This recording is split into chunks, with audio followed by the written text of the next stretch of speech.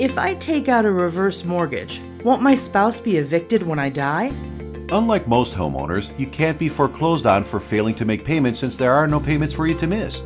That assumes, of course, that you pay your taxes and insurance and maintain the home. So, as long as both of you are listed on the reverse loan, no matter which one of you survives the other, the remaining party can still live in the home, mortgage-free, until he or she either passes away or moves out of the home as a primary residence. What happens then? A reverse mortgage comes to maturity and must be repaid with interest as agreed upon in the beginning when the last surviving borrower moves out of the house permanently and it is no longer your primary residence.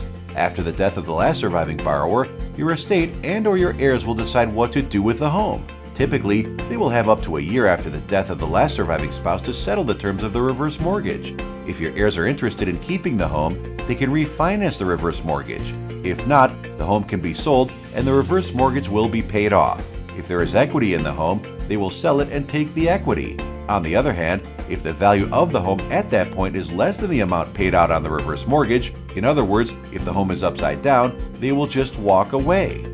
You're probably thinking, what? How is that possible? Don't they have to pay the difference? No, they don't. And here's why. A reverse mortgage is a non-recourse loan. This means that the home itself acts as the guarantor of the loan, and the only recourse for collecting the debt is the home value, even if it is less than the amount of the debt. In other words, since no one can be held personally liable for the debt, neither you nor your spouse as co-borrower, and not even your estate or your heirs, may never be forced to pay a loan amount that is greater than the value of the home. If this idea sounds strange to you, consider the fact that most commercial real estate is financed with non-recourse loans. Commercial investors insist on non-recourse loans whenever possible because it limits their personal risk while maintaining their ownership interest. You get the same benefit when you take out a reverse mortgage. One more thing that is somewhat counterintuitive, but vital for you to understand. If your home is upside down in a reverse mortgage at the time you and your spouse are both gone, that's good news and your heirs should thank you. Here's why. It means that during your life, you covered your living expenses with tax-free money from your HECM reverse mortgage instead of paying them with taxable distributions from your retirement accounts.